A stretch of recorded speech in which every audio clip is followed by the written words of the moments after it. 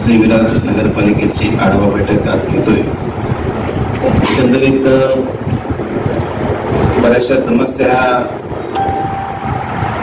गेल्या महिन्याभरामध्ये निवडून आल्यानंतर बऱ्याचशा नागरिकांनी माझ्याकडे व्यक्त केल्या होत्या आणि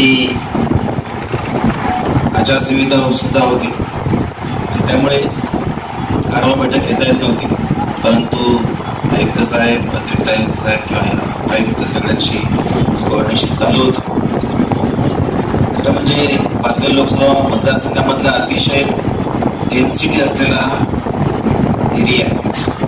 साधारणतः 12 ते 13 लाख लोकसंख्या, आता 25 लाखाच्या वरती गेली.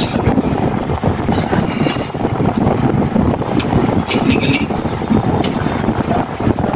मतदार तेवढे, त्याच्यामुळे आपण 13 लाखांसाठी उपाययोजना करतोय आणि प्रत्यक्षात लोकसंख्या 25 लाखाची होती. त्याच्यामुळे उडाताण नक्कीच होते, अधिकारी वर्गाची उडाताण होते आणि निश्चितच नागरिक आणि अधिकारी याच्यामध्ये कोऑर्डिनेशन पाहिजे. कारण बऱ्याच वेळेस नागरिकांना व्यवस्थित अधिकारी वर्ग काही उत्तर देत नसतील किंवा अधिकारी वर्ग भेटत नसतील, त्यामुळे काही वेळेस गैरसमज तयार होतात आणि साधी सोपी जी कामं असतात ती सुद्धा रखडतात. आणि म्हणून मला वाटतं की रेपो तयार होणं जास्त गरजेचं आहे. आणि आपल्या भागातली अतिशय कार्यक्षम अशी नगरपालिका आहे. बऱ्याचशा गोष्टी ह्या नगरपालिकेला स्वतः आता ज्याला म्हणतो स्वयं अर्थपूर्ण व्हायला पाहिजे असे केंद्र शासनाने निर्देश दिलेले आहेत. राज्य सरकार, केंद्र सरकार निधी देतच आहे, परंतु तरी सुद्धा जास्तीत जास्त निधी आणून आपण या भागाचा विकास कसा करता येईल यासाठी आपण प्रयत्नशील आहोत. आयुक्त साहेब आता परवा दिवशी सुद्धा माननीय उपमुख्यमंत्री देवेंद्र फडणवीस यांच्या समवेत त्यांची चर्चा झाली. ऍक्च्युली मीही जाणं मला अपेक्षित होतं, मला बोलत होते, परंतु काही कारणास्तव त्यांनी बोलवलं नाही. तरी सुद्धा विकासाच्या मार्गात कोणत्याही अडथळे आम्ही आणून देणार नाहीत. आणि तरी सुद्धा केंद्र सरकारच्या माध्यमातून किंवा राज्य सरकारच्या माध्यमातून जेवढा पाठपुरावा लागेल, जेवढा निधी लागेल, तो निश्चितच मी येणाऱ्या काळामध्ये, कारण आता माझं 22 तारखेपासून सेशन परत सुरू होणार आहे आणि हे बजेटचं सेशन असणार आहे. आणि त्यामुळे जेवढा जास्तीत जास्त निधी जो शॉर्टफॉल असेल तो निश्चित मी माझ्या माध्यमातून आयुक्त आणि स्पेसिफिक काही पदाधिकारी यांना विशेष करून दिल्लीत बोलून मंत्री साहेबांच्या सेक्रेटरीशी बैठक घेऊन तो निधी आपण जास्तीत जास्त आणण्याचा प्रयत्न करू. आणि जो काही शॉर्टेज आपल्याला इथे महानगरपालिकेला तयार होतोय, शॉर्टेज आपण कमी करण्याचा निश्चित प्रयत्न करू.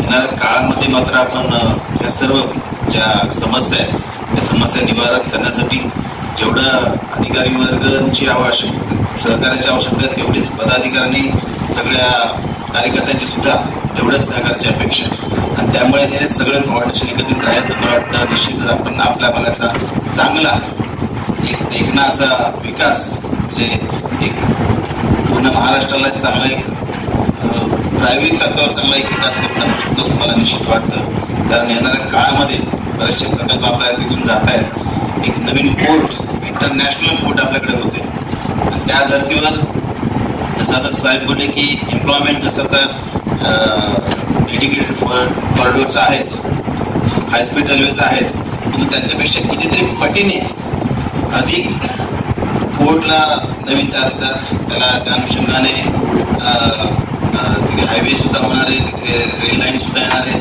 आणि माझं तर म्हणजे माझा ड्रीम प्रोजेक्ट असणार तिथे एअरपोर्ट आणणं. आणि त्यामुळे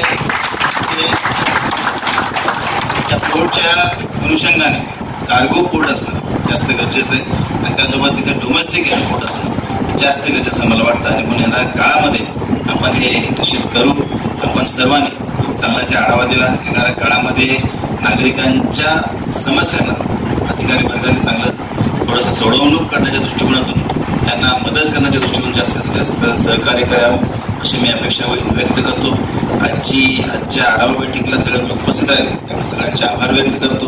विशेषतः पवारसाहेबांचे मी खूप आभार व्यक्त करतो. येणाऱ्या काळामध्ये आपण सगळ्यांच्या माध्यमातून पालघर लोकसभा क्षेत्राचा चांगला विकास घडवून आणू असं मला आयुष्यात खाते वाटते. थांबतो. जय हिंद, जय महाराष्ट्र.